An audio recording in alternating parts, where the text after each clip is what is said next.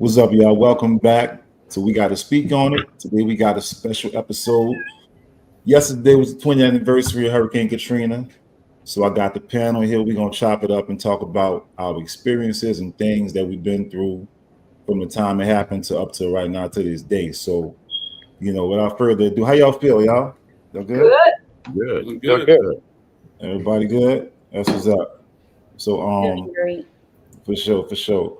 Everybody, I'm gonna start from Kevin on around. Everybody, just introduce yourself and tell me where you at right now. Where you currently living at, Kevin? So I'm Kevin Lynn or Kevy J, and I'm currently living in the Dallas, Texas area, in Princeton, Texas. Mm-hmm. Oh, What else you want us to say about ourselves? You got to give a. That's good. that's good. Just some name where you currently living at. What about you, Alvin? I'm Al. I'm from. I'm about to say I'm from. I'm living also in DFW. Mm-hmm. That's what's up. I'm Teddy. I am in Gonzales, Louisiana right now. Mm-hmm. I'm Tiffany Stevens. I'm in Denham Springs, Louisiana. Mm-hmm. I'm Aaron Duncan. I'm out in St. Louis, Missouri. Actually had a house in the Springs for a while. Not so long after Katrina. I'm Jannard Anderson, and I'm in Pittsburgh, Pennsylvania. Bro, for sure. So, yeah, we all over the place. That's kind of why we want to have this conversation, because Katrina, truth be told, really changed all our lives forever. So, and people, we talk about it now, and I know a lot of us have, we don't put as much thought into it, but what we was doing 20 years ago is way different than what, if we would have stayed, would be something way different than what we're doing right now. Even if the ones that did kind of stay nearby, if the city never changed, our life would be looking totally different right now, right? So, Absolutely. yeah. First, I want to, one by one, Kelvin first. I want to know, let's have a conversation, y'all, about when you heard about Katrina coming, you heard about the hurricane coming, and you decided to leave or stay or whatever like that. What was going through your mind, and what did you decide to do, and why? Well, actually, for me, I left shortly before Katrina came. So I left and moved to Texas a little bit before Katrina, maybe about 8 months or so before it happened. So I wasn't physically there when it happened, but of course I had loved ones that were there. I heard all about it. We were all concerned, and I don't think we really believed it was real. I think even in Texas, I was like, that ain't gonna happen. It ain't gonna be that bad. We had storms before they happened, and we didn't have to. Nobody had to evacuate or leave. So even until the last minute, like my family, my mama, my daddy, my brothers, and they didn't leave. They were like, we think we're gonna ride this out. So I think a lot of people thought it was just going to pass. It wasn't going to be anything. And then when obviously at that last week and those last couple of days, that push to get everybody out and begging everybody and leave, get out right now. I think everybody felt the strain of it, and a lot of people started heading out at the last minute. But thankfully, I had already been in Dallas, Texas at that time. Okay. What about you, Al? Oh yeah. In '05, I was in AIT when we found out what happened with Katrina. I was actually in the military, and we were in a. I remember the day we were in a mess hall cafeteria, and the news was on, and we all thought it was fake, and that's kind of how I found out what happened. Yeah. So, all right. What about you, Teddy? Phew. Well, at the time I was working for Delgado Community College as a police officer, so I was, it's a part of my job. I just stayed, but and my family, my wife, she was on maternity leave, 2 month old daughter. They were supposed to leave with my in-laws, but you know how that thing go, man. Everybody, oh, we're gonna stay, oh, we're gonna leave, stuff like that. And by the time they decided to leave, it was too late. So I end up with, my wife, my 2 month old baby, and my in-laws, at Delgado, and we went through it. We're gonna get to it. Tiff, what about you? Well, I remember initially, like Kevin said, we all thought it wasn't going to happen. We were so used to like riding it out, we was used to the bad weather, whatever. So this particular storm, I found myself watching the news, following it, and I'm listening to the, what everybody's saying, get out, get out. So the last minute, I was laying down with my baby, and I said, you know what, we need to get out of here. So I think we all left out together, Quincy. Mm-hmm. We all left out and we headed to Atlanta. We stayed in Atlanta, and I remember us at the Sheraton Buckhead. Yeah, we're We gonna didn't get do to the much rest of in it. that hotel. We got, It's all oh, good. We gonna get to it step by step, Tiff. We yeah, gonna get to it. We gonna get okay. to it. Yeah, But so you that's did it. leave though, and we like you said, we went to Sheraton, so we gonna get to that for real. We gotta get to it for sure, for Yeah, sure. so yeah, I Mm-hmm. remember I decided to leave at the last minute because I was going to ride it out initially, Mm-hmm. but I got up and I left. And I'm happy I did. Thank you, God, Mm-hmm. for that. Definitely. What about you, Aaron? Yeah, I got a whole timeline. I'm gonna try to condense it as quickly as possible. Like that, like each and every day. I've told the story so many times that I was working I was an assistant manager at the Ritz Carlton, and when we found out, I think it was that Wednesday or Thursday when we really started communicating with ourselves. I mean, within the hotel and the community. We that Thursday, I remember going to like my boss and saying, "Hey, what's going on? I think the hurricane is starting to turn. That's what I'm starting to find out." See, yeah, we're waiting to hear back from corporate. Came in to work that Friday morning. They were already on the phone with corporate planning, planning to leave and everything. Now, my wife at the time, she suffered from pulmonary hypertension, so we had to essentially evacuate, knowing that an evacuation was imminent. But to make a long story short, we left that Saturday evening. I decided to go to work. Uh, Mm, Anyone knows me knows that that's kind of how I am. yeah. But we wound up leaving that Saturday night, driving up to Baton Rouge. From there, I know that there's more stories to tell beyond that, but we wound up leaving that Saturday night and heading to Baton Rouge. Baton Rouge. Okay. What about you? What about you, Jay? You know? Oh man, so my story is a little different than everybody else's story. Outside of Shorty that was already in Dallas. But bro, I was totally unprepared to leave. So when we did finally discuss that we were gonna leave, I was scratching up, clawing up every little dime I can get because I wasn't leaving with my direct family. I was staying with some cousins. I wasn't with moms, so I'm trying to make sure moms, and them straight. You know what I mean? So I'm trying to make sure they straight. I'm trying to make sure I don't miss this ride, but I'm with my people. So I was all over the place. You in the east, in the AWOL, all over the Mm-hmm. place, scrambling. But yeah, we finally did leave, and we went to Hammond, Louisiana. Hammond. Okay, okay. That's what's up. That's what's up. I know for me, my story started. So everybody know Katrina actually hit. It was a Monday morning, right? Monday morning. So I first heard about Katrina. It was Friday at work. Some people had already been told about it, but by Friday, you know, I was driving the bus, and the lady was about she ride the bus every day with me, and she was getting off. And she's like my last passenger, I believe, on Friday, and she said, "So, she said, where you gonna go?" I said, "What you mean? You got like it was hit me out the blue. I really never heard the hurricane was in the Gulf." I said, "What you mean?" She said, "You know that the hurricane coming for the hurricane. The city's gonna be a Category 5." I said, "Oh Lord, that probably ain't about nothing. You know how it is. They always hype it up, and nothing never happened." I said, I told this lady verbatim. I said, "Mark my words. I'm gonna see you on Monday. We're gonna laugh about this." Wow. Literally what I said. 'Cause I'm a bus driver for those who don't know. I said, "We're gonna laugh about this on Monday." I ain't seen that lady ever since. Wow. so, but Good all thing right, you that was marked the your words. beginning. Huh? Huh? It's a good thing you marked your words, huh? Oh my goodness, Lord have mercy. So, like I said, that was the first step. So Saturday I went to work, because I still wasn't taking it serious. Saturday I went to work. and I'm working all day. Nobody said nothing about the hurricane. In my mind, I'm already thinking, I guess I'm gonna go buy some boards from Home Depot because I'm gonna just board up the windows and probably ride out or something like that. Now I ain't never.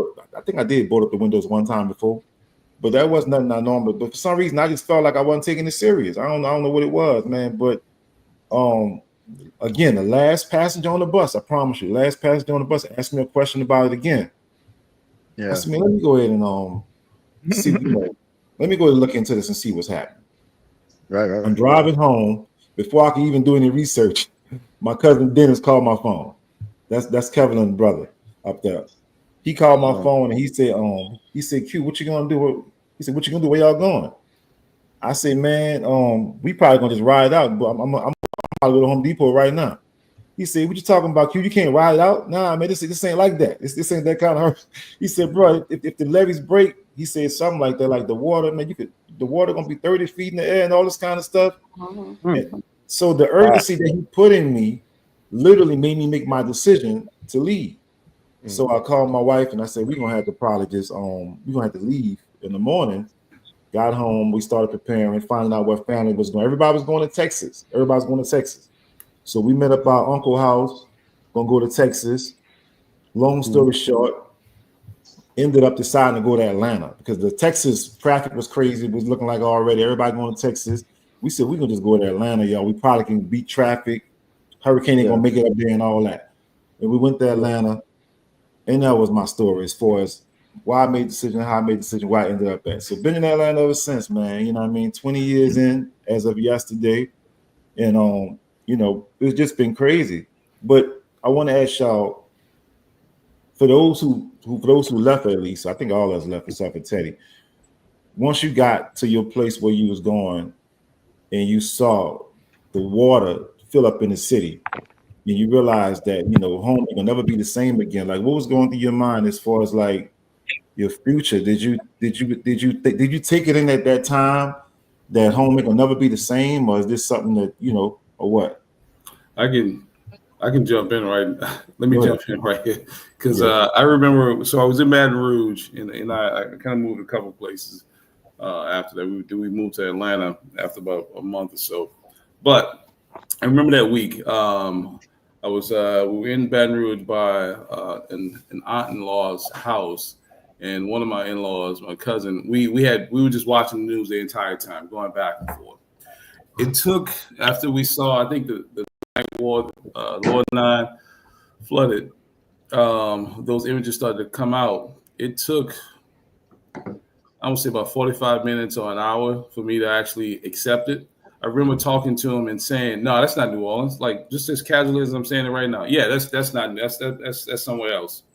And he was like, "No, cuz that's New Orleans, man. That's this place. That's this gas station. That's all whatever." Said, "Nah," and I was just looking away. Said, "Nah, that's not New Orleans, man. That's you tripping. What's that's they must be showing that they must have had a flood or something like that in like Africa or India or something crazy. But that's not New Orleans." And he literally had to kneel in front of me and say, "Cuz that's New Orleans." And they started showing some familiar places.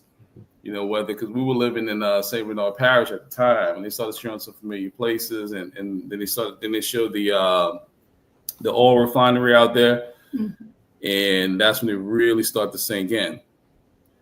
And from there, it's like, okay, who have I not talked to? Because I don't know if you guys remember, for a while there, this is the first time we started texting. Like that's when I found out that texting calling wasn't working, but when you text someone, we got to respond back. Now, a few people had the little walkie-talkies on their phone, the little Nextels or whatnot. Church, exactly.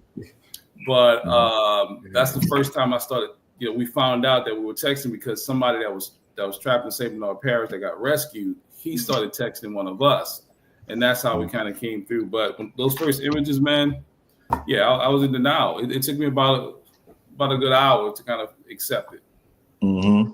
I think for me, when I was actually pregnant with my son at the time, and when I saw the images, I immediately broke down in tears because, of course, I lived in the Lower Ninth Ward. I grew up on Catherine and Robinson, so I had lived there for a lot of years, and to know that this was the place that I had grew up, and it wouldn't like I got it, it immediately hit that what's going to happen? Are they going to rebuild? The house I grew up in is no longer there. So the school I went to, Nichols, not there. So there's a lot of things that I knew were going to change, but I didn't know to what extent at that time. But I knew that it was devastating for me.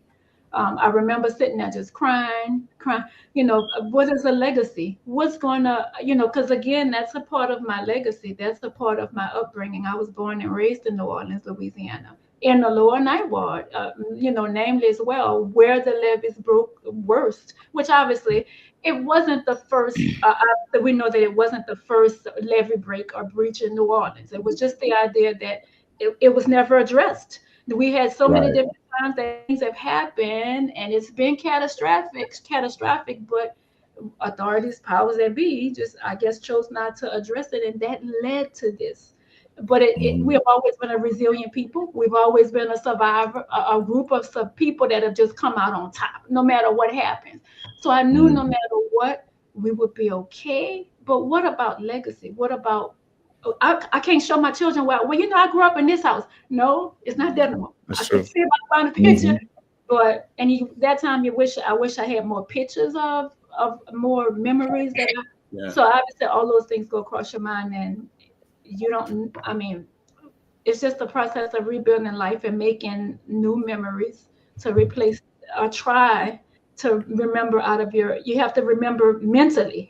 Now I can remember the house, look where I live, but it's not there, but I can describe it to you, and it has to come from this description now. It's different. Absolutely. Yeah, I totally agree. Real quick, y'all, for me, I know, like, it's kind of like how Kevin was saying, when I looked at the water filling up, when I looked at, first of all, we was in Sheraton and Buckhead, like my sister was starting to explain.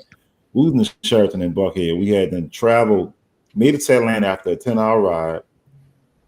Normally it's like a 7 hour. It was No, longer I than think it that. was like 12 hours. A 12 hour. How long it took to about It was about, long. It was about hours. 12, We was I in think so about much 12, traffic. 13 hours. Oh, We Yeah, was yeah, in it still was a traffic. long ride. Mm-hmm. But we got to the Sheraton Buckhead, we got a hotel, and we woke up 6 o'clock in the morning. We looking at CNN, and we looking at the city. It didn't look like it was over with. And I think no damage or something like that at first. And we was like, there ain't nothing happened. We good. And then I think a little bit later, Was it the next day? yeah, the no, water. it was like hours after, I believe. I think it was like hours after, right? The water started filling and stuff like that. Yeah, we was looking at the Um, news like, what is going on? yeah, exactly right. So I'm like, One It in the was levees, crazy. what'd you say? one in the levees breach, huh? One in the levees breach, huh? Yeah. The hours later you're talking Yeah. about?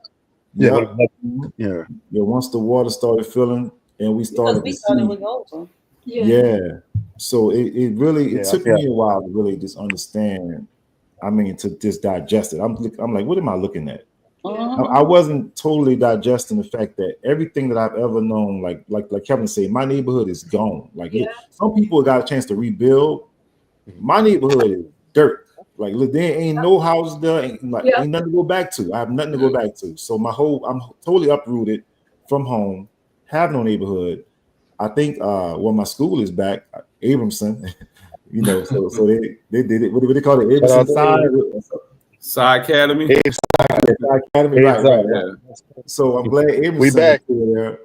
But man, just I just wanted that thought process of seeing that water in our city, accepting the fact that this probably not gonna never be the same. It's gonna change our life forever.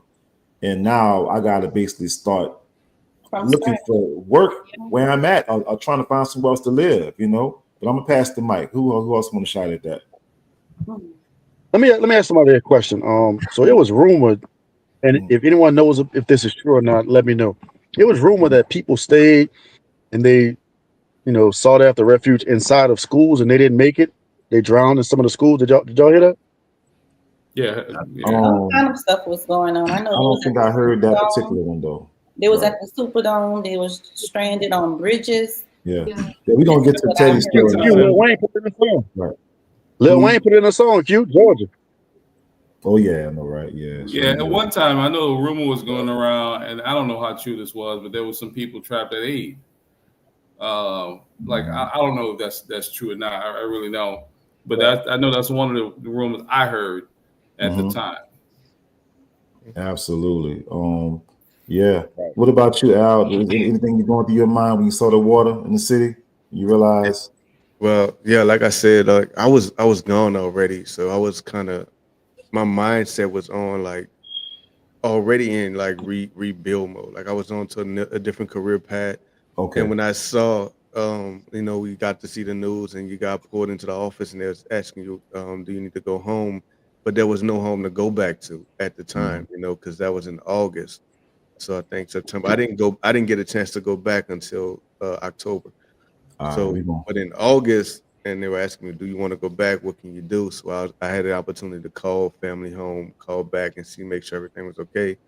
And my immediate family, my mother, and at the time, they already leaving. They went to Cincinnati, and my fiance at the time, my wife now, they were going to Birmingham, Alabama, and y'all know too. So that's what was my immediate concern. Like, where is everybody going? What's going on? But I got other family, like my dad stood.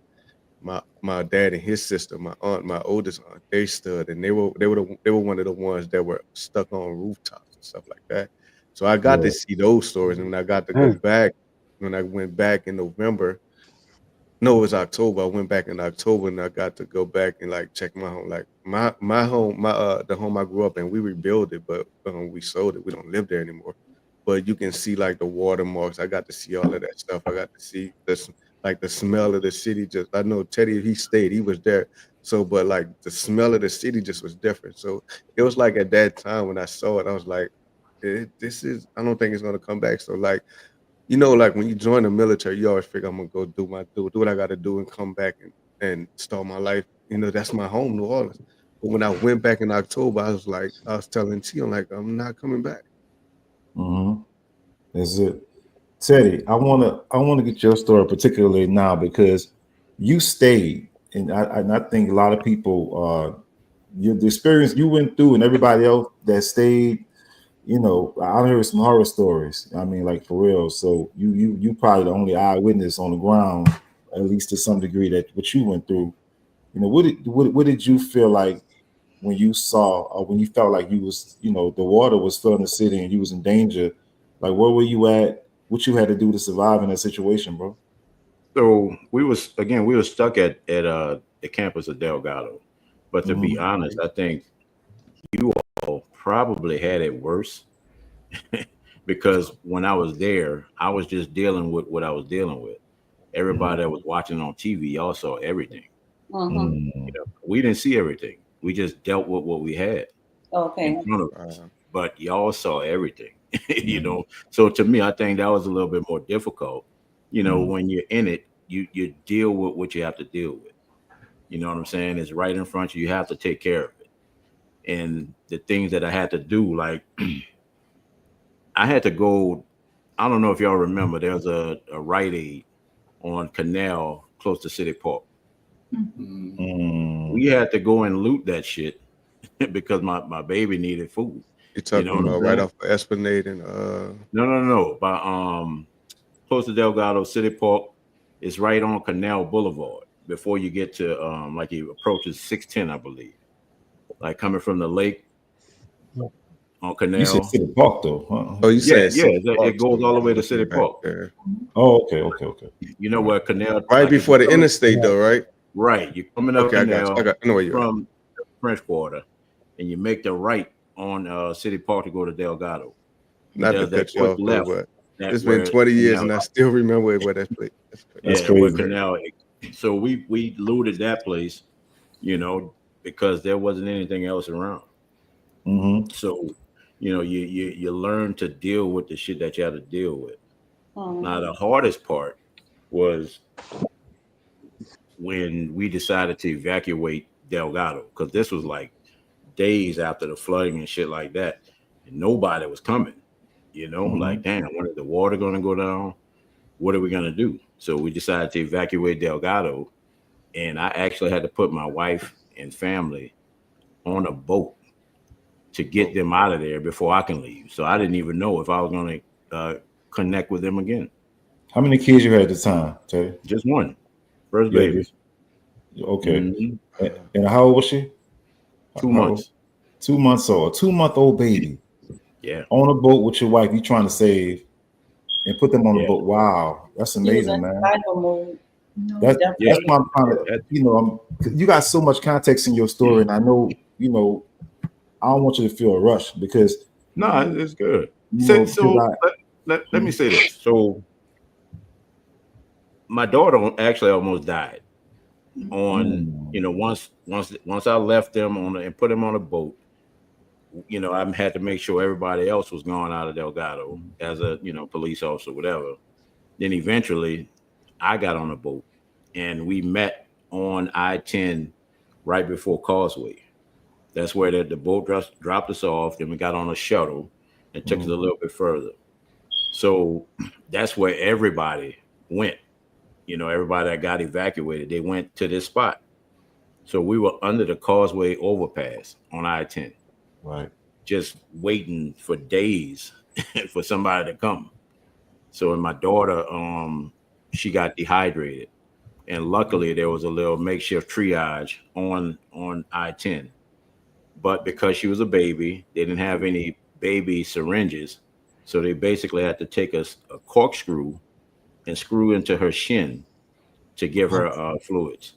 Oh my God. Without anesthesia, yeah. So that's the shit, And to be honest with you, I believe that's a terrible story. Yeah. But there are so many people that had it worse, and that's the hard part. So I'm good because I understand what I went through. Everybody survived, and we can get everything else. You know what I'm saying? Yeah, that's it. I'm just thinking about a lot of us, man, we've been through all that stuff, and it's just traumatizing, man. A lot of nobody get no counseling for this kind of. We got totally uprooted, and the people that been there, that live that like yourself, that wasn't natural to see your daughter get a corkscrew. I mean, that's like some stuff that you endure, bro. That's like you probably never even seen nobody. Like that's crazy, bro. That's a lot. Yeah. You see, us, I'm saying, us as men, we just look at it like it's nothing. We gonna just get through it. But a lot of time it be staying on us a lot. We don't realize how much we holding in.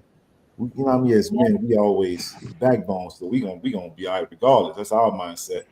But that's just a hell of a story. I just want to say that, man. For me, I guess we're talking about people that stayed, stories that you heard from anybody that stayed. If anybody want to share experience, somebody that they know that happened to stay. Because I know for me, one of my biggest fears was my sister noticed was we was in a hotel. Well, it was days, man, before we got help in the city, before they got help in the city. And I ain't hear from my daddy. I ain't hear from my damn daddy in about how long it's been? About 5 days. It was a long time, and there was so much going on.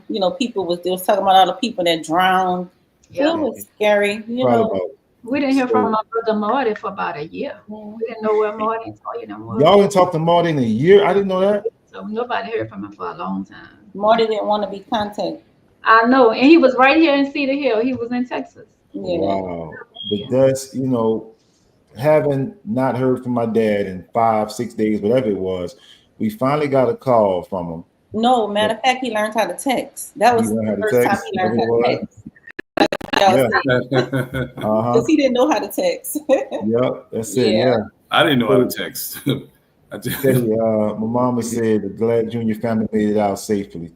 Fine, Teddy. Yeah, appreciate it. Definitely. Yeah. But man, when we heard from him, and the message that we got was that he was in a place in a building, and the water was filling up, and it was running out of air. I'm like, what? So we was paranoid as hell, man, until we talked to him again, and he said he had made it to safety. And he ended up telling me that he ended up rescuing people. He worked for Sewage and Water Board. So he did a lot of stuff to help. He stayed behind to help, you With know, his job, and, just to like do his you. job. And he ended up Okay. saving people, man. He said he saw a lot of stuff. They ended up sleeping on a bridge at some point, you know, seeing, you know, he had to move around in the waters, seeing people, dead people, you know what I mean, and stuff like that. So I can only imagine, you know, the stuff that a lot of people saw that stayed, that was actually boots on the ground. And this ain't the song, but yeah, man, it's crazy. Yeah, I know. For me, we had, so when we were leaving and trying to coordinate with the family, you know, I think my son was 4 at the time. So shit, he was three going. No, he was 4. He was 4 at the time. Mhm. When Katrina hit. But we were coordinating with my mom. And we had my grandmother, we had my uncles, and we had their side of the family. And so there was some confusion with my grandmother. My grandmother's husband's brother,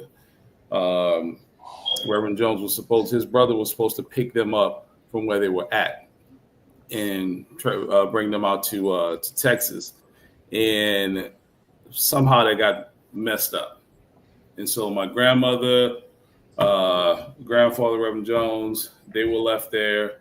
And my mom was already on her way. She was halfway to I think Houston, no, Atlanta, wherever they were going at the time. And so my uncle just so happened to just kind of be there.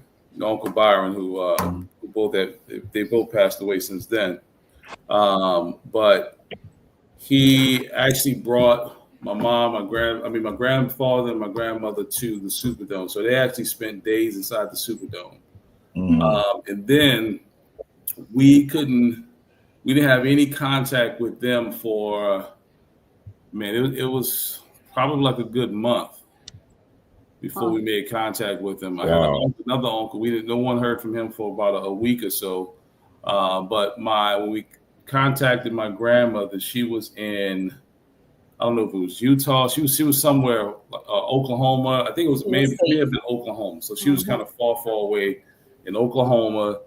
Then eventually she made her way to Lafayette, and then they connected with her, and they were able to get her to Atlanta, where we ended up going after a while. So there was no communication with her, which is, you know, terrifying to my mom and my uncles as well.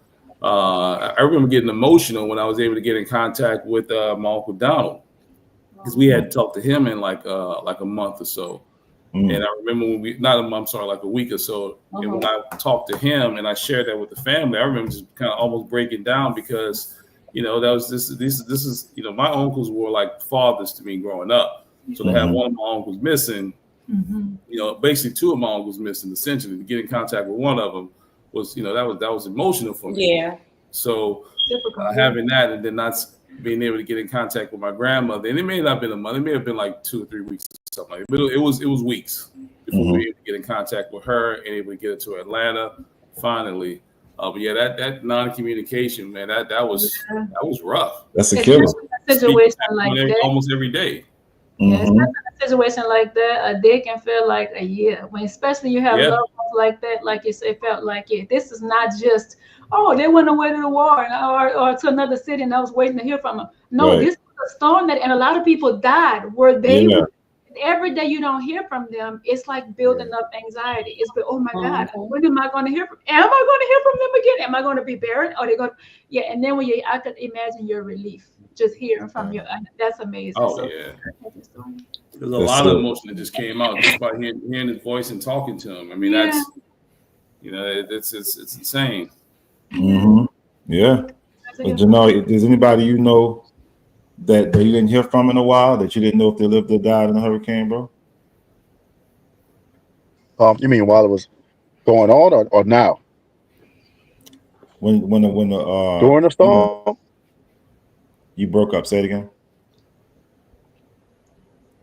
Are you asking when the storm first happened, or was it somebody? Yeah. Right after the storm. Right after, when, you know, that period of time with the water. Well, like I said, my mother and I went separate ways. You know, my parents. So it was a while before I heard from them, and I felt just like the same way you guys felt. The communication one day felt like a year. Yeah, it was tough. So other than my parents, my immediate family, no, I don't know anybody else other than those. Yeah, definitely. Yeah, that's the one. What about you? I mean, you said I know your people was you was gone, but what about your family? Anybody you ain't talk to?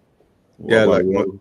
it was my dad and my aunt. They my dad's oldest sister. That was the ones they were on the. I think I didn't watch the documentaries. I still haven't. I'm not gonna watch it. But they were telling me that they were seen like being rescued off the roof because we lived across the canal, but my dad lived like in the lower, not in the lower name, or in around Nichols off of Maisonette, and there's like a smaller home, and they got airlifted by helicopters, and they're telling me that it's on documentaries. I don't want to see that, but yeah, they were rescued that way. But when they were rescued, we didn't know. Well, the rescue came like that's when I found out, but us finding out that they were alive, it took me until like February before I really got contact with my dad. They took him to he was either in St. Louis and my aunt was in Minnesota. They actually split them up.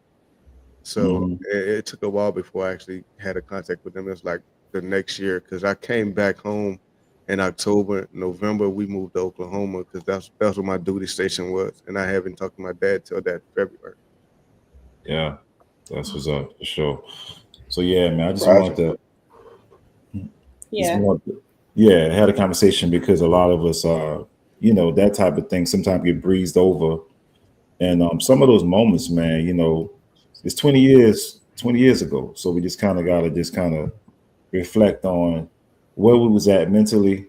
I remember when I left, not to go too far back, but when I first left, the car I was driving, the car, the jobs we was working, stuff like that, the things we was doing, stuff that, Everything changed. a lot of stuff we lost. So I want to ask y'all about the ones who left and ended up losing everything, coming back.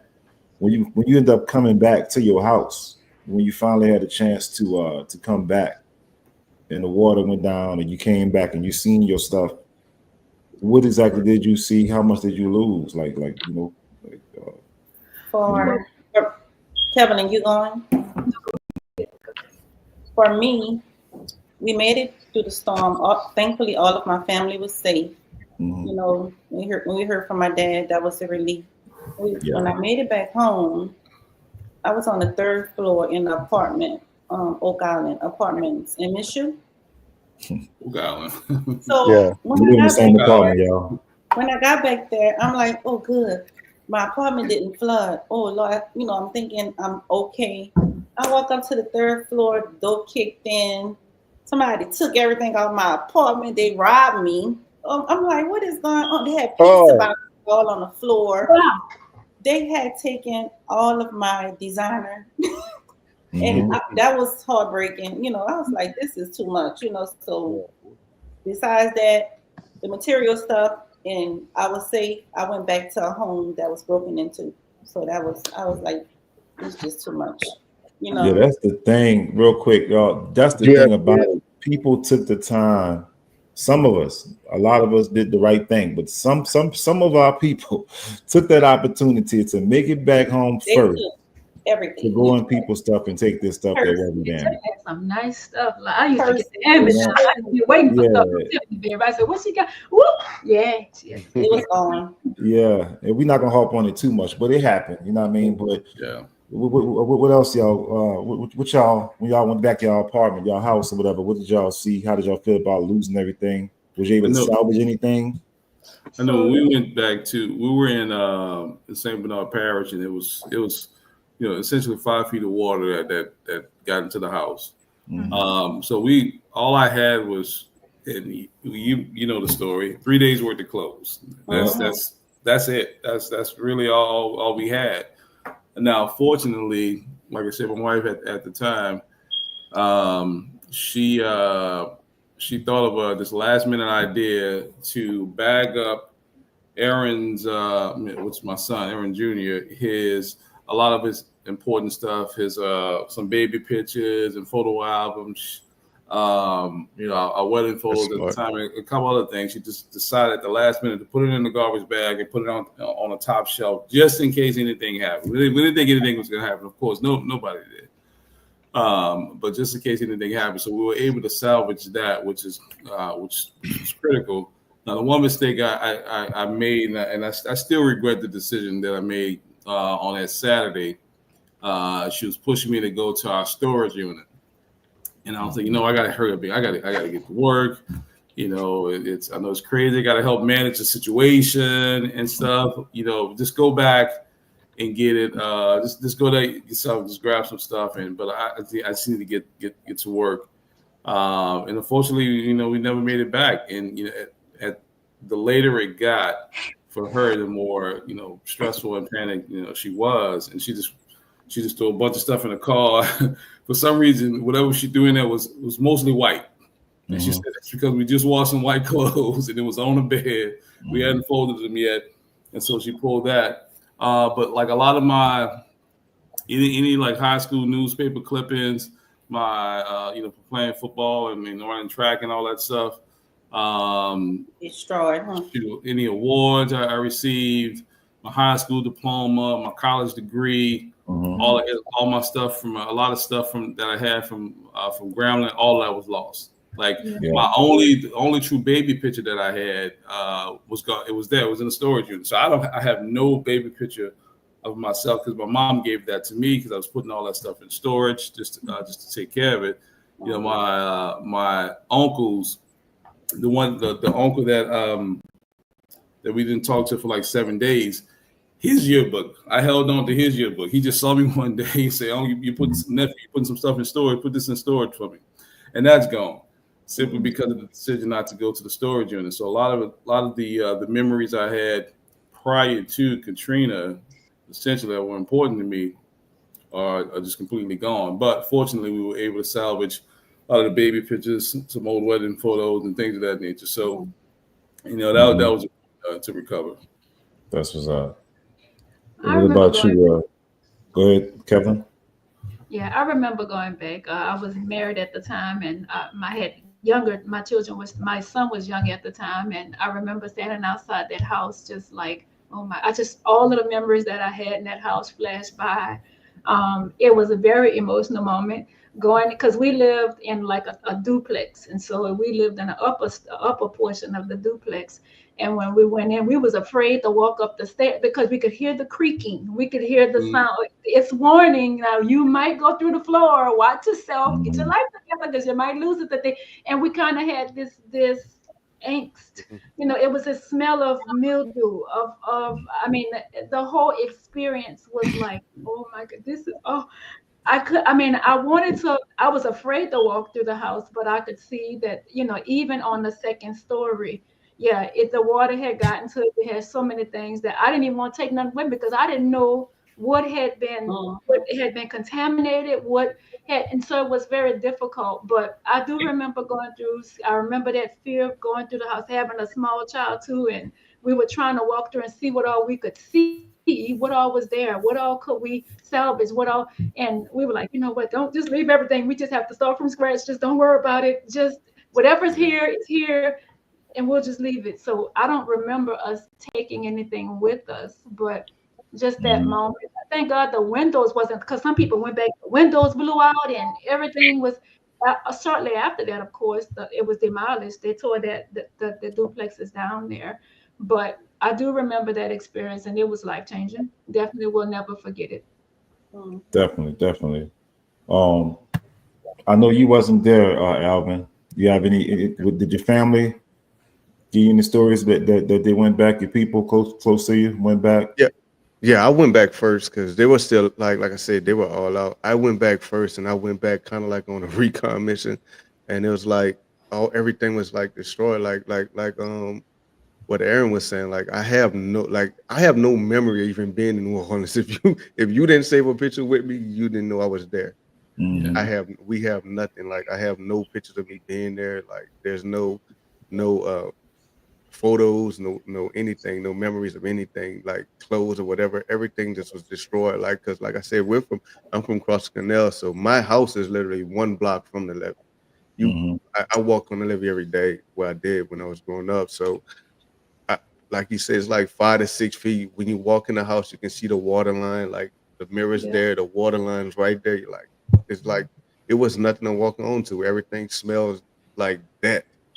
Yeah. And like, and when I went back, it was like there were certain areas where like they still had like police, not police chiefs or police or deputies telling us where we couldn't go or whatever. So you could see the numbers on the houses. I was trying to decode like if someone passed away here, what happened here, what happened there. So I was going from Cross Canal over to the east. I had to go to the 7 Ward, I had to go to the 8 Ward, just kind of checking out every different properties. And I was checking out my in-laws' home. And you can see numbers, and I'm figuring out that people were like higher homes. People were climbing to the top of the roofs, and they were getting stuck up there if the helicopter didn't come to save them in time. And some people literally died on top of a roof, man. So there are a lot of things that when I got back in October to see that I wasn't ready to see, and that's why I still I'm hesitant to watch documentaries and stuff like that because it's heartbreaking, and you know that there's no way. As much as we enjoyed our home 20 years prior, it would never be the same. And that it's something that you don't even want. You don't really want to remember. Yeah. But you remember. Yeah. That's it. Teddy, I know you. Like I said, I know you was there, but you did leave your home and you had to go back, right? Yeah. So I was able to get back into this after we got evacuated. Eventually, we made it up to Houston, and luckily, my wife had some cousins there, so they picked us up before we made it to the Astrodome. The next day, we made it back to Baton Rouge, and from then I was able to get back into the city because I was a police officer. They still had water, and when I tell you that is probably the coldest water you can feel when you touch it. When I was trying to get back to my house. In the east, I lived off of in between Chef and Downman. Okay. Is it Down? No, Chef and Dwyer. I'm sorry. I'm about to say, okay, yeah. And I had to walk, maybe from Chef. My house was like 3 blocks away. So, man, when I touch foot in that water to get to, bro, that's the most chilling feeling I ever had in my life. Right. You know what I mean? Because for one, I didn't know what I was going to see. I didn't know what was going to be in the water, and, luckily once I got to my crib, everything was gone. And my wife and I had just been married, a year, just brand new baby. So all the things that come with the new baby, the baby shower, all of the other shit, it was gone, and afterwards, my wife was able to salvage a few things. She got a wedding dress. We got that, to the cleaners and everything. And, but other than that, man, everything was gone. Yeah. I remember, Janard, I think, are you there? I'm not sure. But, yeah, I'm still here. Okay. Did you already go about going back home? Did I get you yet? When you got home? Did I go back home? Yeah, when you got back, did you already go? Yeah, no, I let me tell you, bro. When I went home, bro, it's crazy. So I heard a couple people say they was from the Lower 9 area. So it's crazy how the carpet got pulled from the feet of a lot of people. I'm not even sure anybody knew about this, but there was a school in the Lower 9 area, area called Moulton. It's located inside of Press Park, right across street from the Desire Project. Yeah. Okay. So this particular school was built on a landfill, right? Can you hear me? Yeah. You can hear you. Yeah, I grew up in Desire, right. I know all about Moulton. Uh-huh. Yeah. All right, so Moulton was built on a landfill, right? Uh-huh. So when we get back, years and years and years, we've been here about years. As soon as we get back from Hurricane Katrina, when they knew it would be more difficult for people to produce actual, information saying that I was here, they chose to settle the case. Yeah. So it's like hundreds of us literally in there without anything to be able to prove residency, right? Yeah. So what you think they did with all the rest of that money, bro? That's crazy, bro. Wow. So we not only did we go back to not having what we called home at one point, Now we get money taken out of our pockets after Katrina. That's dirty, bro. So I'm not gonna name the law firm on the live. I'll tell you when we get off. But yeah, just the way they did it was just so snakish, bro. It was disgusting. Absolutely, yeah. For me, y'all, I remember when I was driving. I'm gonna start from driving into the city because the twin span was broke up. I'm coming from Atlanta. The twin span was messed up. So we was on a little narrow type of, I guess. Highway 11. Yeah, right. Right. know With the that's regular right. twin span, we could see it as we driving past, literally broken up. I'm like, what in the hell?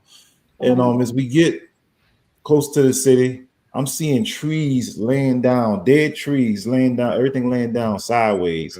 I'm like, man, it just felt like we was driving to hell. Like, I'm like, what is going on? Like, the city was just like so bad. So we get closer, like Alvin was saying, that houses with X's on it, a lot of boarded up houses with X's on and stuff all on the road. We going around trees. The roads were dirty, and I finally get to my place.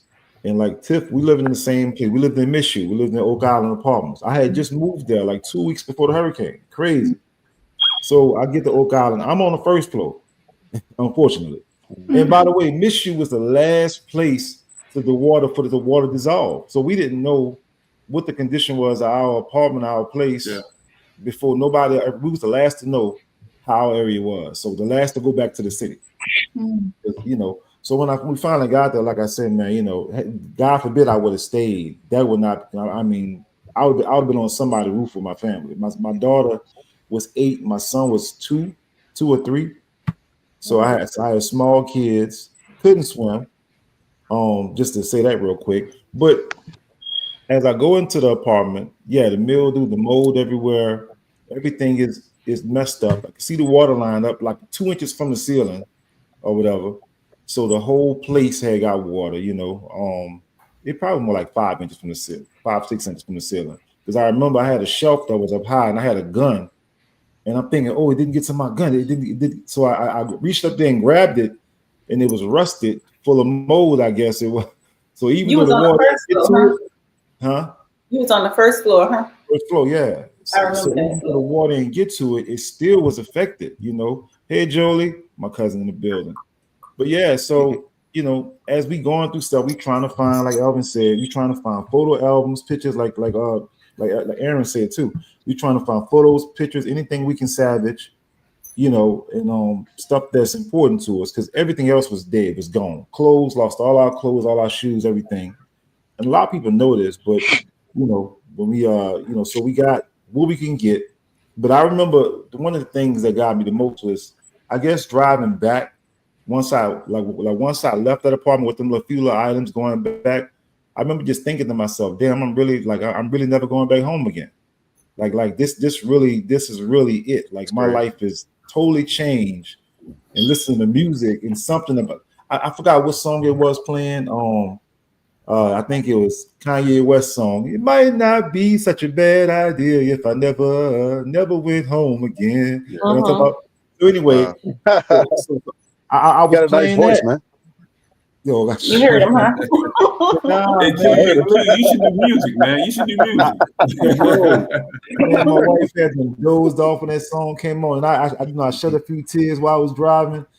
I had to really just accept that this is my new life, this is my new reality, and I got to make this work. My family depending on me, and that was a real nigga moment, like they say. Driving away from that first trip to my house, my apartment, seeing everything was actually home. That was my first real moment. Like, this is real.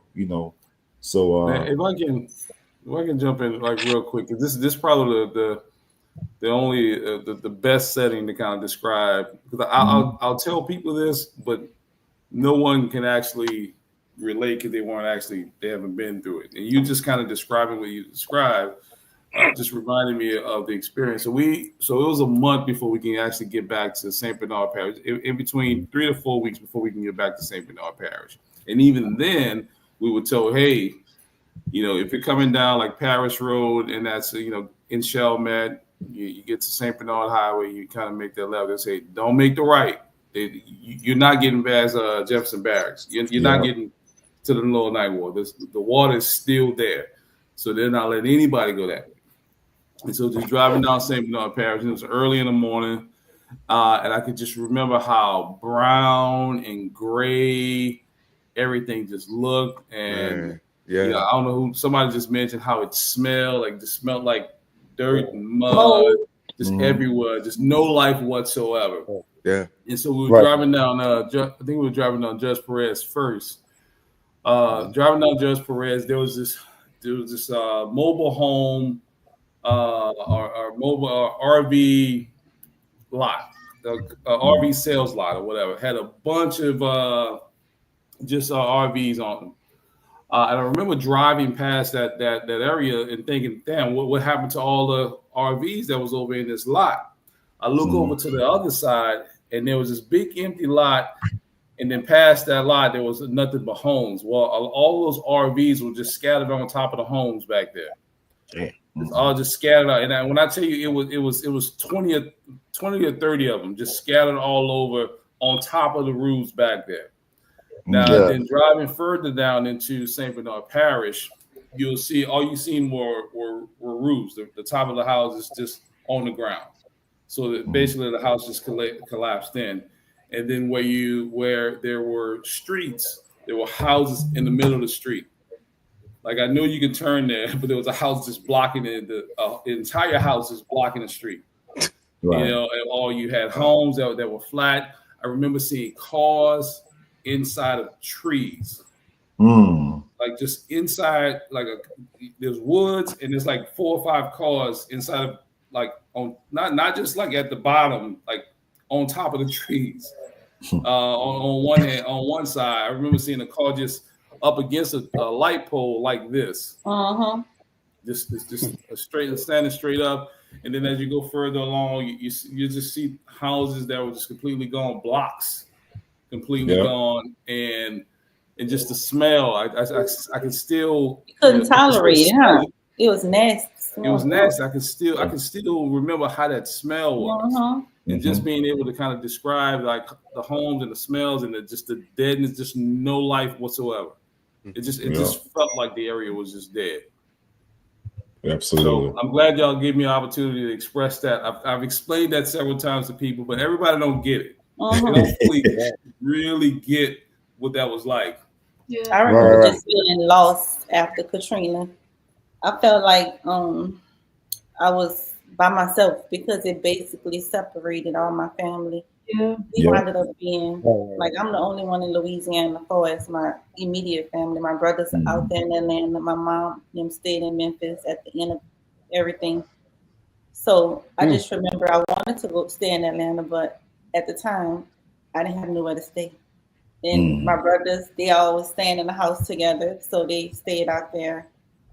And I just wound up coming back here, and I renting an apartment off Crowder Boulevard. I can't think of the name of those apartments. They were new at the time. They were brand new. They yellow apartments. And I stayed there. That was so scary. On the service road? Yeah. Yeah, off that service road of Crowder. I know what you're talking about. Yeah, I know what you're talking about. They were new at the time. Okay. And the people promised me that they won't allow Section 8 and stuff because I've never lived in New Orleans except for that short period of time. I think maybe 1 month I was there. Because even after they told me that, they had people that at the bottom of the stairs smoking weed and just doing it. Just turned out to be really scary there. So I left there and made away. You know, my job is here. I work at the post office, so I continue to work, and I made away. I bought my first house in Slidell in 2006, and everything turned out to be okay. But it was frightening because I was afraid. I felt like, you know, yeah. So we're gonna segue right into that, y'all. The rebuilding conversation, which is the last question I want everybody to get, but you take a shot at, you know, the transitional period of you and your new space after Katrina, from that time to now. If you could sum it up in a way, boys, you know, throughout the years. I know I'm gonna start it off. I think for me, it was a situation where, you know, like I say, I felt like I had to make a decision to stay in Atlanta. I decided not to go back home because, you know, home was kind of wild. I ain't gonna lie. Before Katrina, I always felt like I kind of wanted to leave because I wanted to just kind of just give myself some new opportunities. I love my city. We love New Orleans, but I wanted to kind of make sure I was giving my kids opportunity to really experience, you know, a little bit something different. And so I decided to stay in Atlanta, especially. And I'm gonna tell you the main reason why I decided not to go back was because I felt like the levees wasn't secure still. I'm like, wait a minute, I didn't even know I was living in that condition. Like the levees Excuse me, did wasn't you have secure. kids during the hurricane? Did you have kids? Yeah, my daughter was 8 and my son was like 2, like 3. Yeah, so I Okay, had when it small. first happened. All right. And my daughter 28 now, and my son is 23. Yep, exactly. Wow. So you know, and when I decided to stay, like I said, man, it was about them for me. You know, I made a decision mainly for my kids, for my family, and throughout the years, you know, I had opportunity to start over again. I'm gonna say that after Katrina coming out here to Atlanta, I say, you know, okay, it's like I got a clean slate. It wasn't a clean. I really was starting from behind because I had already built up so much, obviously. But you know, I had to get another job. I could have went back in the barber shop. I could have created my own job. I could have do whatever I wanted to do, but I decided to go back into the field I was in, and I built myself back up. And over the years, you know, just experiencing life in Atlanta has been, you know, even coming out here, people was thinking a certain way about us from New Orleans. Like some people thought we was all ignorant, thought we was all poor. But we had, you know what I mean? I had one lady, I never forget this one lady. She called my bus one day, and you know, this was like within the first couple of months I was in Atlanta, probably within the first 4 or 5 months. She ride my bus and she was riding every day. And one day I was talking some sports with some guys. I talked about the Saints. I said, I'm from New Orleans. And she said, oh, you from New Orleans? I said, yeah. She said, well, I don't mess with y'all kind. I said, what you mean by that? Now she was cool before this. I said, what you mean by that? She said, oh, the Wow. way y'all took that FEMA money and y'all stealing TVs and all that stupid stuff y'all was doing. I had to look at it like, oh, you serious? Bro, the whole You bus serious? got quiet. Like this lady, not to say this to this man. And I damn near slammed on the brakes, bro. I said, man, you have no idea what you are talking about. Okay. I say, everybody ain't do a damn thing. I said, first of all, I didn't even get no damn money from FEMA. Because FEMA, my situation with FEMA was crazy in itself. We had to make a appeal to a claim because long story short, it took a while to get my money. So I ain't get Right, FEMA until like 2 years later. So the right, stuff right, she was, right. I'm like, how dare you accuse me of something I ain't even got? But Big just facts. to adjusting to the different people, you know, we are friendly people. We are, you know, we got a lot of, you know, character in New Orleans. We pretty Absolutely. passionate, and So other they had people the are wrong different. perception. Yeah, Basically. so learning how other people operate in other cities and stuff like that was something new, and understanding that you know we had to deal with people a certain way versus how we was dealing with people because we knew people was more genuine in a lot of situations more in our city. But yeah, y'all could build on that though. What y'all think about the rebuilding, moving away when you Mhm. decide to go or come back home or whatever? Right. So for me, I think yeah, definitely moving to Texas is a culture shock. Definitely, you because even now today, I feel like going home. There's a lot more hospitality. People speak to people. How you doing, baby? Oh, there is a certain culture that New Orleans will always have. That our people are some of the kindest, loving people that you can meet. So for them to make comments like that, or they still sometimes people can be pushed to extremes, like Teddy was saying, his child needed food too. So I mean, there are some things that Good you point. have to do to take care of your, you know, listen, if your child needs some food, I don't care what happened, you're gonna get that child some food. Yeah. So I mean, it's not that the person is a bad person, it's that you find yourself in a situation that you're gonna take care of your family, you're gonna lose it. So I think that there are certain things that should be considered in that regard as well. But as far as what, just I knew that I had to define home differently. It Mm. everything had changed. So I knew that the community had to be defined differently for me. I had to redefine what I had to bring my New Orleans hospitality to a new area, to a new place, to a new people who may have not always accepted it. And you were right when you said Wow. everybody's going to Dallas. Everybody came to Texas. Now, so I've met so many people here from New Orleans, that I have more friends here in Dallas from New Orleans than anywhere. So, and I think it's like that a lot of places, and we tend to find those of our kind that we can connect with where we are. I think that has been a blessing that has helped us to be able to connect to our new environments and adapt a little bit better. I think for me, as I just look back at the emotional weight of what Katrina had, just kind of the legacy that I expected to have, and then now having to rebuild and restart and create everything all over again with a different look at what legacy should look like for my children has been huge. I definitely think it made me better. I mean, after I had to take for Katrina to start. I moved, I got degrees, got education, and I've gone on to do a lot of amazing things as well. I think that maybe wouldn't have happened if I had remained there. So in a way, it was good. Even though a lot of people lost their lives for it. So as we take this time to remember and reflect on the resilience of all of us, that we made it, that we're here still. So many people not here. They didn't even make it this my mom. So there's a lot of people that didn't even make it this long. So we should celebrate that. I celebrate Teddy. I salute him and his family. You made, like you said, you was in it, and when you're in it, you don't know how strong you are. You don't know how strong you are till you have to be strong. And so I definitely, when I hear stories like that of Aaron, I'm humbled and I'm grateful that I live amongst the people that are so strong like y'all. That y'all make New Orleans what it is. Y'all make us a people of strength and something that's worth saying. I'm part of that. I'm a New Orleanian. Absolutely. That's right. Absolutely. Beautifully said. I love how you said that. Yeah. What you got, It's Al? been yeah, just listening to Kevin Lynch, like you can tell, it's still remind like when we're teenagers, that New Orleans started coming out of Kevin Lynch just now. But man, I don't know if how y'all felt about it, but I'm a prideful person, and my first duty station was Fort Sill, Oklahoma, like an hour away from Oklahoma City, and that was during the Katrina situation. And when we got there, like I'm really from, I feel played simply off of anything, and I got called a refugee, and that really made me want to, because I'm not one of them. Like I was really like that. Really like set me off when they would categorize me at that. So I had to correct a few people about that.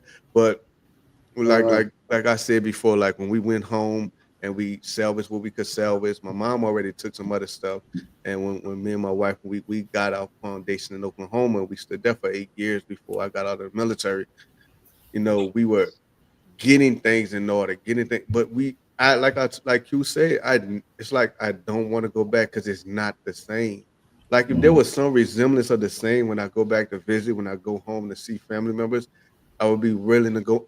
I don't want my kids around this. I don't want my family around this. I really like, it's like I remember, but I don't want to remember because it's not what I'm used to. Even when I go home to eat, food is not the same anymore. It's like everything is just different right now. I love my city. I do. I still have a 504 every code phone. I have 2 phones. I have one 504. I have one for my Gotta keep that. So it's like that. Like, and I was thinking about that. We were talking about the text messages during the hurricane. I forgot about how we really did start texting around that time because I got a Razor phone around that time.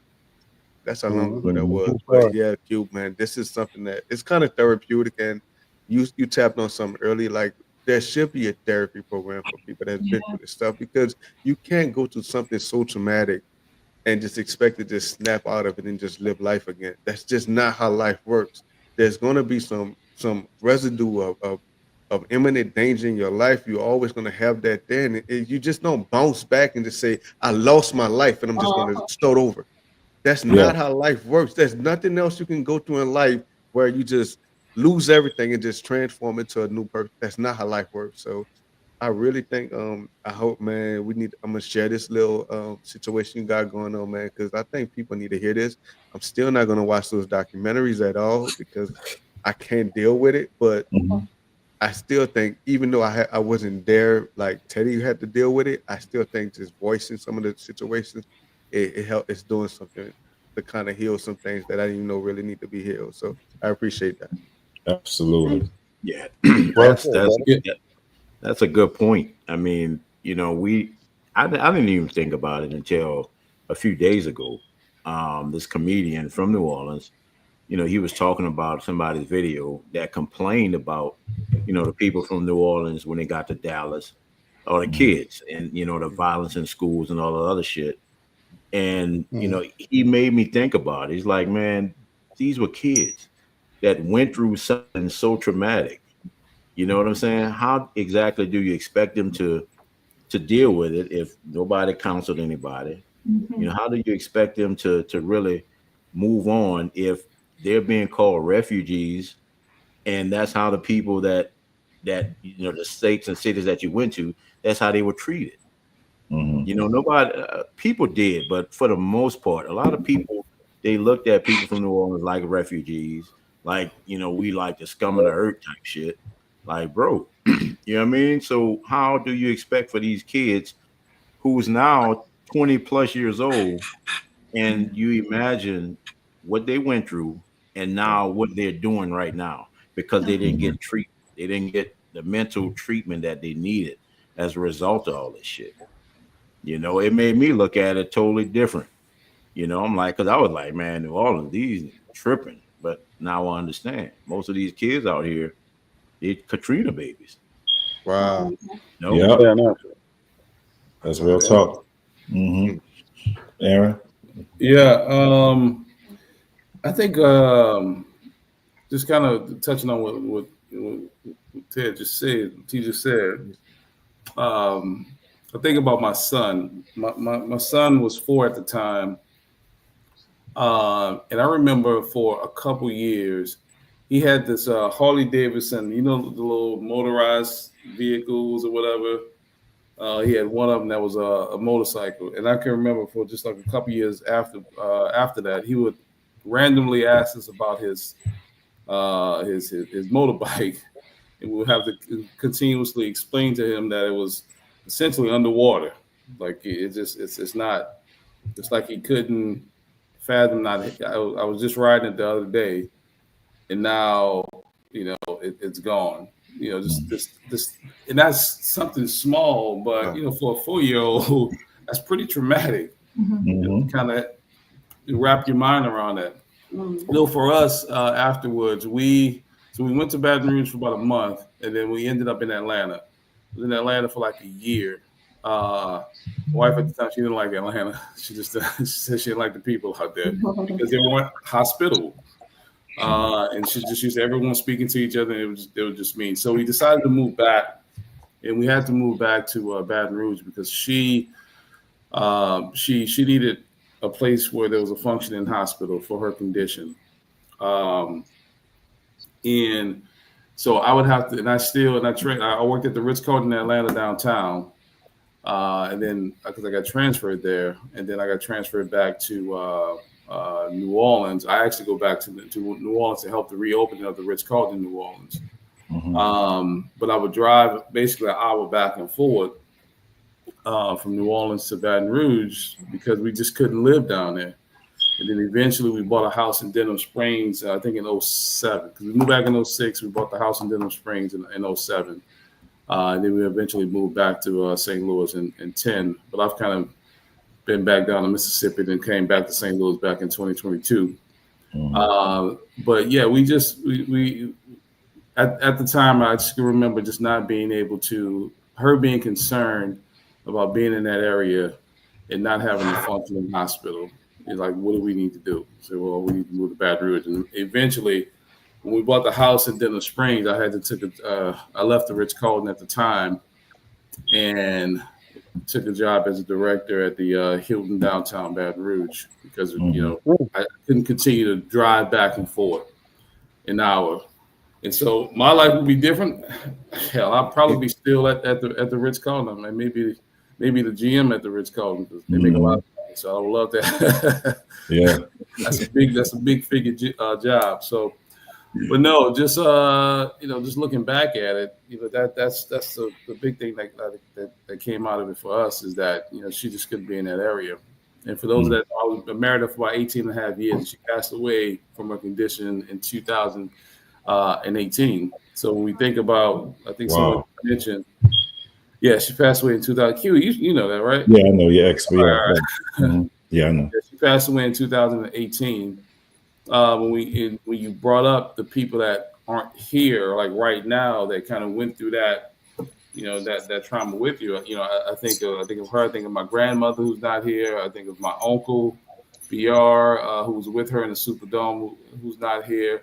And there's a couple others. My stepdad who's not here. He's since passed away. You start to think about all these people that were there at that time that we went through this dramatic incident.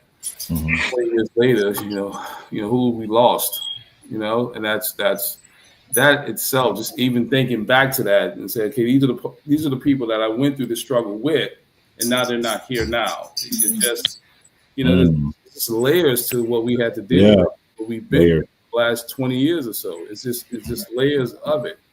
And as I started the podcast, when I say, hey, before we even started, I mentioned unhealed trauma, and everyone in here just bringing up some unhealed trauma, whether it's the kids that were young kids or even us. Yeah, we can speak to. We have some unhealed trauma from going through that. Yeah. Now, the one beautiful thing I definitely want to share this. Now I'll be quiet. Is that after Katrina, we in Baton Rouge, and the GM of the Ritz-Carlton in New Orleans arranged for us to go. All the managers arranged for us to be flown out to Miami, and so we stayed at the Miami South Beach Ritz-Carlton, and he brought in a surprise visitor, and it was actually Shaq. So Shaq came in to visit with us. So I got this big poster. I got this big picture of all the entire Ritz-Carlton team from New Orleans with Shaq and his daughter at the time. So and that was maybe 3 weeks or so after Katrina, and he just wanted to come out there and just kind of just give his blessings to us and just wish us well. It was a nice feel good moment for us. We were still kind of dealing with the trauma of Katrina. So it's pretty cool. So, good. yeah. How was Shaq? How was he? Yeah. Shaq was cool, man. His hand, I shook his hand. His hand was like this. Andre the Giant type stuff. He was cool, man. He was cool. He took individual pictures with everybody. He stuck around. He just didn't like pop his head in and left. He actually stuck around for a while and talked. And it was the coolest thing, man. It was something to uplift our spirits. So I always remember him for that. Yeah. Definitely. Janelle, what you got? Okay, so Q, I got two questions, man. This is a beautiful panel you got up here. Everybody's educated, well-spoken. So I got two questions. My first question is, did anybody have like a relative who was incarcerated at the time of Katrina that it was hard to keep in touch with during the process of, moving around, that was really hard to keep in touch with you guys? No, And my second question, say again? Nope, I don't have anybody who was arrested. Not at the time, no. Well, I did have a cousin that was locked up. He was in like Alabama somewhere. Right. Oh, he wasn't in New Orleans. Okay. He wasn't in the NO locked up. No, he wasn't. I had an uncle in Angola at the time. So yeah. Yeah, that's out. Was it hard for him to keep in touch with you guys? Actually, I wasn't the one keeping in contact with him, but he got out in 06 and was able to like tell his story. So yeah. Okay. Yeah. And my second question was, currently New Orleans leadership is in shambles right now. We have another mayor being indicted. The mayor who was our mayor back then was also indicted. How much responsibility now, looking back at it in hindsight, do you guys put on our leadership as far as to getting us out of there? Or do you not put any burden on them, and you take all accountability for leaving or staying on yourself? I think there's multiple layers to that. Yeah. I think I'm gonna start with this, and then I'm gonna close with a couple. Yeah, we're gonna wrap up after this. It is our responsibility. What Katrina didn't, what Katrina exposed is how unprepared we were in case an emergency happened as just individuals, our own family, how completely unprepared we were for the case for the people. You start to talk about, you should have 3 months worth of, savings to take care of any financial aspect. Is that sort of thinking that we just Katrina exposed that even further in New Orleans. But secondly, you saw how, from a government aspect, of how our leaders just weren't communicating at all. At times we're grandstanding, whether it's the mayor, whether it's the governor, whether it's President Bush at the time. They just all weren't communicating because they know it was a, excuse my language, it was a clusterfuck, and nobody wanted to really take the lead. Now and this is I forgot his name, Governor, not Ray Governor, but Nagin. General Yeah. Henry. Yeah, Ray Nagin. I think about Ray Nagin. Yeah, me too. Yeah, General Henry is the he when he came aboard, I mean that's when things really started to get moving, and he was just the general making things happen. He's still kind of out there publicly, but at the time, you can tell that we weren't prepared as individuals to handle an emergency financially with our family, and we should all be talking about what the emergency plan is in case something happens, because we've seen the same thing with COVID. But also, locally, it further exposed, I think what we all knew was a level of, I don't want to say incompetence, but That's a a good word. level of, maybe incompetence is the word. Maybe From it is. local and state and government standpoint, that they weren't prepared for it. They just didn't want to admit it. They just weren't prepared for it. Ray Nagin wasn't prepared for it. Governor Blanco wasn't prepared for it. And the president was not prepared for something like that happen. And we should always be prepared for things like that. So it's a combination of it, man. It's I think it's pretty layered. I think Okay. real quick, I think they dropped the ball for sure. They dropped the ball because first and foremost, the levees supposed to have got rebuilt a long time ago. Oh yeah, The levees wasn't ready, and on top of that, we had the way they handled it as far as getting the resources to us. I thought I don't think it happened in the way it should have happened. Should have been way faster. Should have been more collaborative effort. And even down to FEMA, to how they helped us rebuild. I just think that we didn't get taken care of the way other people got taken care of when they had their catastrophic events. Including 911 and other stuff like that.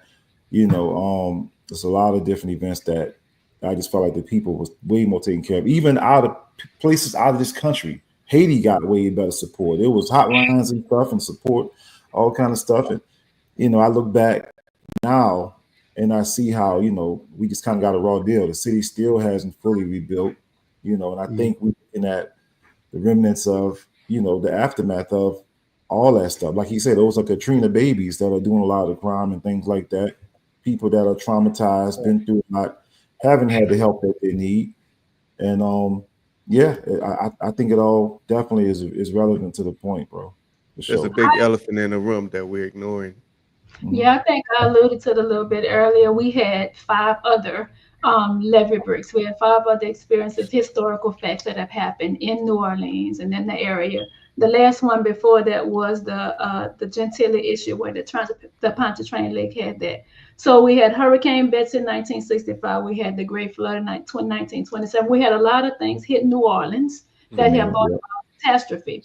Jay is right when he says it should be the leadership's responsibility, not the people living not the residents in that city, to prepare for things like this. It's good for people personally to be individually to be prepared for things like that. But when we saw people in that particular situation that were saying, I don't have gas money, what you gonna just create a mandate to leave one day before? Excuse me? So instead of everybody getting overwhelmed, they should have been prepared. So I understand what he's saying as a law student myself, specifically studying the idea of looking at the facts, looking at what happened, looking at the past, the history, and why didn't something happen to fix it?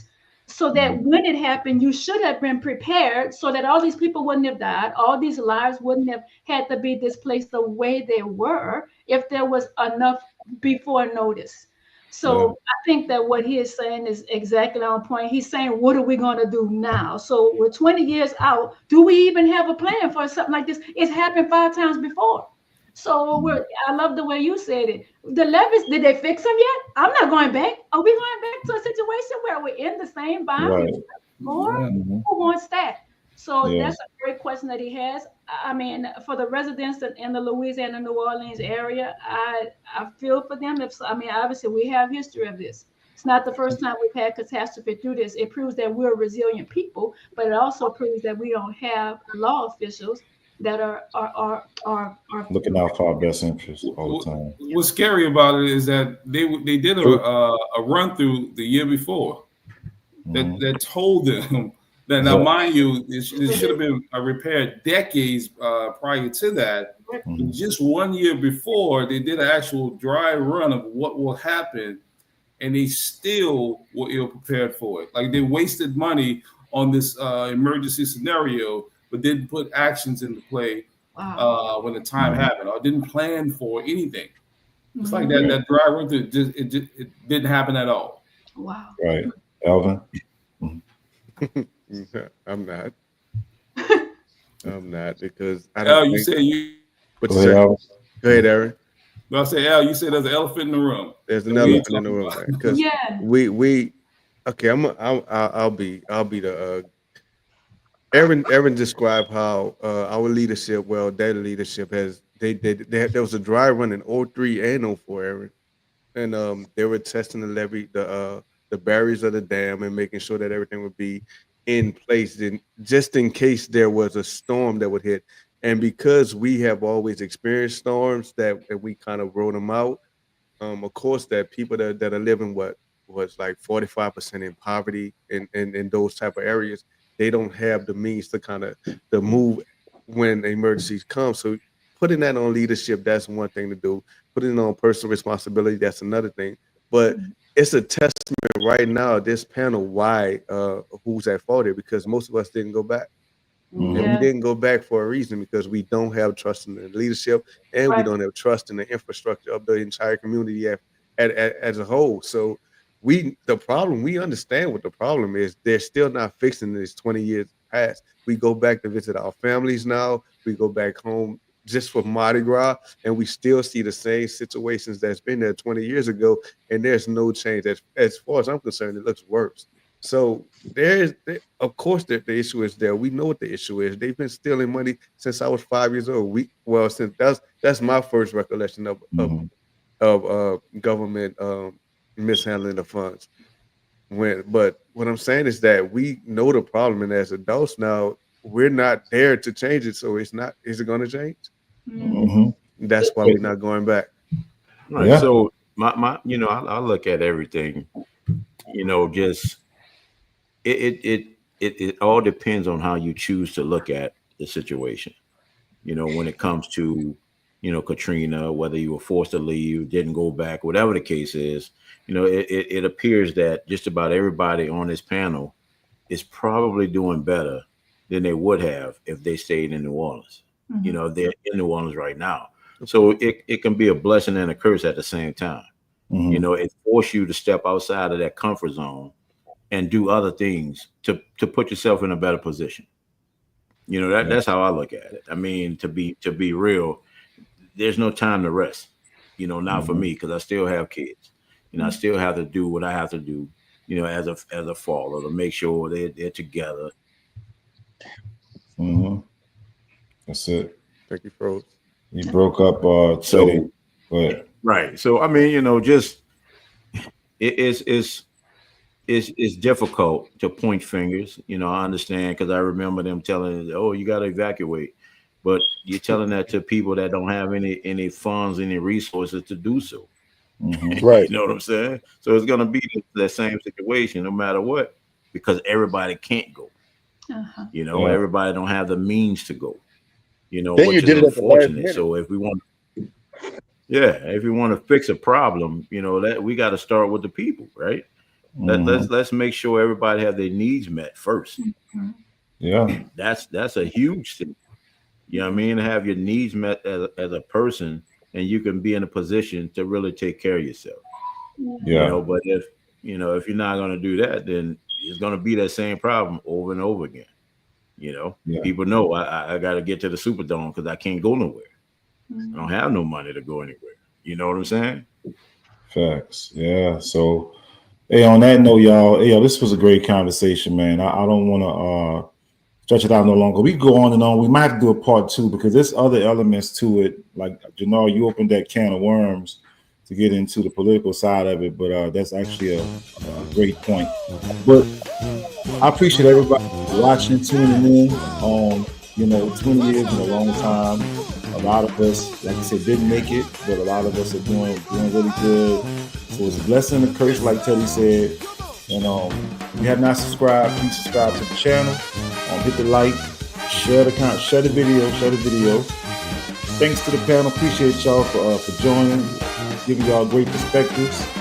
And until next time, we out.